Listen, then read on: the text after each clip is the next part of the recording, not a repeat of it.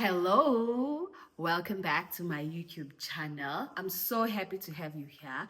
If you are enjoying my content, maybe you've watched previous videos, please, I'd like you to please subscribe, like, and comment, and please share this video to, other people that may benefit from it as well. Guys, this is my contribution to society. You know, when they ask you, what are you doing to make society a better place for everyone?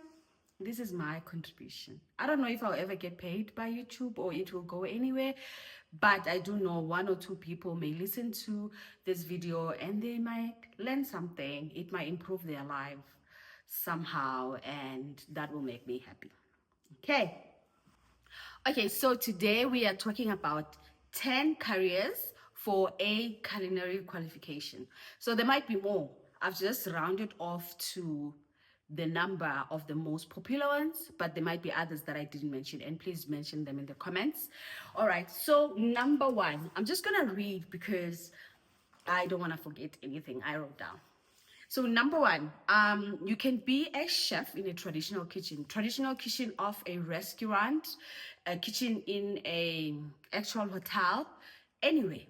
So there you can be a commis chef or a CDP chef. You can be in charge of a section.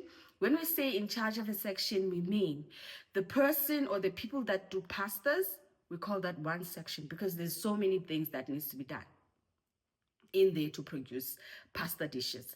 And then someone who's grilling, who's making your steaks, your well done, medium rare, all the steaks, that's one person. Fish, sushi, two different people even. A fish will do your fish, your prawns, that's one. So that is what it means to be in charge of a section, and that's usually called a CDP. Or still in a traditional kitchen, you can be a sous chef. A lot of people would like to say, I'm a sous chef, yes. Sous chef then is then in charge of all operations. So all these people, the pasta person, the dessert person, the grill person, all these sections, he then or she will oversee all of them and then finalize the plate and then send it out to the guests through your waiter. So those are the different positions. Also adding an executive chef. Executive chef is in charge of everything. Now this person creates the menus. He is in charge of hiring, firing. He is in charge of budgeting, costing, very, very important to make sure that there's actually a turnover that the restaurant has after buying and selling all these meals.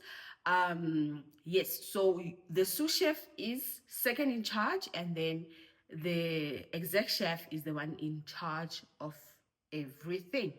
All right, so most of the time the executive chef or head chefs will not be involved in the day-to-day cooking, but the sous chef will then be in charge of that. So those are the works of a traditional kitchen, and more than that. Okay, I'm just summarizing here because time. All right, so that's the number one option that you can go for with a qualification in culinary. Okay, then number two, you can be a chef that does a specialty. For instance, pastry is a specialized section. So you can go straight to culinary school and study only pastry. That's where you'll study all the baking, the dessert making, the cakes, the big wedding cakes, they call them novelty cakes. So you will be a pastry person. Pastry chef does work in an actual traditional kitchen, or they could be working in a bakery. Full on, they're doing breads, everything that has to do with baking. Or they could be chocolatiers, which they then work a lot with chocolate and other things. So you are specialized. Sushi is also specialized. There's not all the schools train with sushi, or if they do, they will do a basic, but then you can then go and study or learn or train in a sushi kitchen. So that would be a specialized section that is sushi. Okay, so that's number two. Number three, you can do private or personal chefing. So what is a private or a personal chef? So this person works in private homes or is a personal chef to a certain family or an individual. Who are these people usually? These people could be executives in big companies. They lead a very, very busy life and they don't really have time to take care of food and groceries and cooking and all of that, making sure that the whole family has a well-balanced meals and everything. So that's where you will come in as a private chef or a personal chef. These two words are interchanged. So you will work within this household and you will be in charge of all foods, from their breakfast, their lunches, their dinners. Also, if they are ministers, for presidents, for celebrities, for billionaires, they could hire you as a private chef. Number 4, you could be a health focused chef, sort of a nutritionist. I wouldn't say nutritionist because that's a different field that you could study for, but you could prepare meals that are health focused. And you would be, maybe you will have clients that maybe on particular diets because of their health.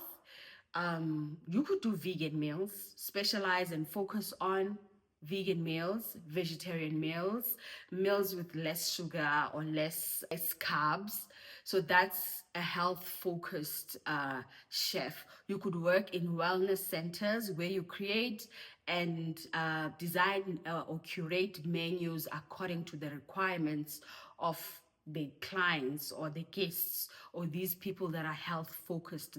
You could also work in hospitals where you are preparing menus for the patients, making sure that they eat in a strict diet so that whatever treatment that they're taking may be effective for them. Number 5, exciting one. You could be a food stylist. What does a food stylist do?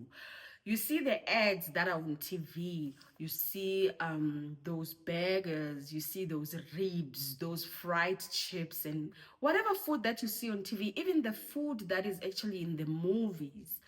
Let's say there's a scene where the family has to be on the table and there has to be like turkey, chicken, gammon, salmon. There's a wedding, so there needs to be a big cake or all of that.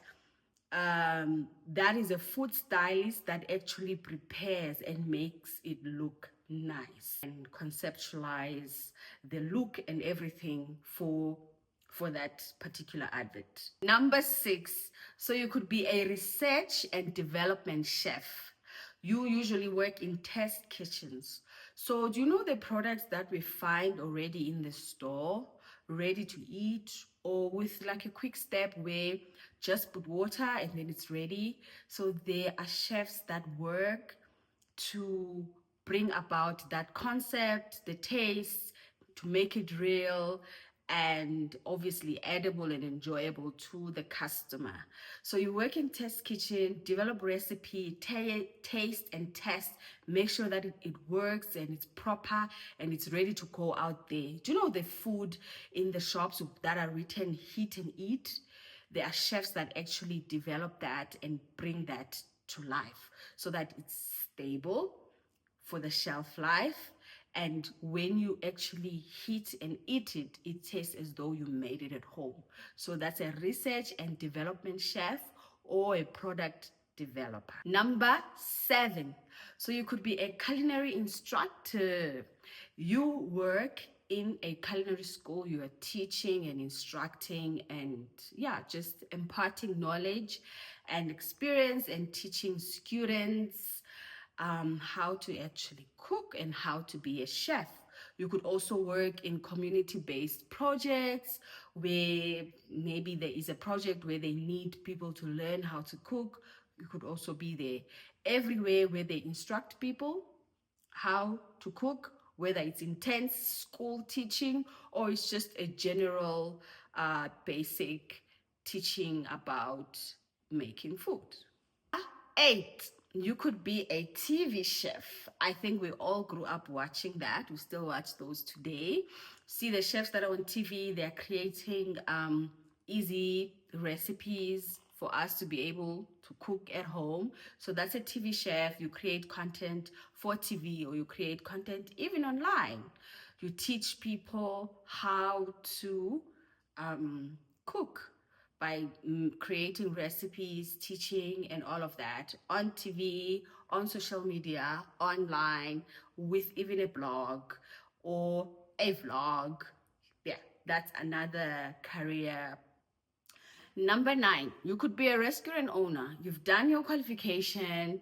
Now you're ready to start your own business. I have friends that from culinary school, they went straight into running their own businesses.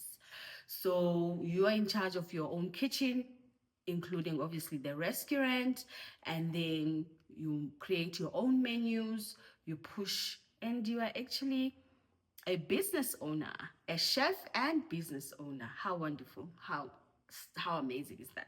Number 10, you could be a culinary consultant. So what does this person do? Okay, not everybody that owns a restaurant is actually a chef or knows about food, right? So there are people that just love food. They've traveled, they've eaten so much, and now they just want to share their favorite food with everyone, so they then create and make their own restaurant.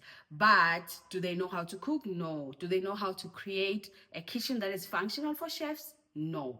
So then comes a culinary consultant as a person that will come and work, could be for a particular period, in bringing this concept that this owner has to build their restaurant, from where to buy the actual stoves, how to create a functional kitchen layout, menus that are actually going to, training the staff what they will actually be making for the guests. So you are that person that people come to for help, and then you consult, you coach, you take them through the process of making and bringing their restaurants into life. So I said I was gonna make 10, but one last one, which is a bonus one. You could be a resort chef. You could be a cruise ship chef. You could be a chef that works in the absolutely beautiful resorts around the world. Because when people say they're traveling to Dubai, for instance, they're gonna stay in this amazing property that is so beautiful. And what are they eating there? There is a chef that's creating the best cuisine, maybe that represents Dubai. Here in South Africa, we have the safaris, for an example. People travel all over the world to come to Kruger National Park, and they want to see the animals and live in this beautiful property and also eat the best food. So that's a resort chef. Or you could be a chef in the cruise ship. Then you're traveling all over the world. You're seeing different countries and continents, and you are cooking this beautiful food, and you're also seeing these lovely places. So these are the 10 options that you can go for. There's even more. There's even more that I didn't actually mention here. But one thing that is very important is that all of this comes with hard work. Yeah.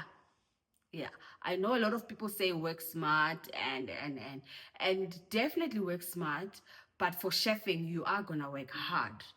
But what you need is patience, and what you need is not to get caught up in the system, is to really have an intention of, where am I going with my career? What is it that I want from here?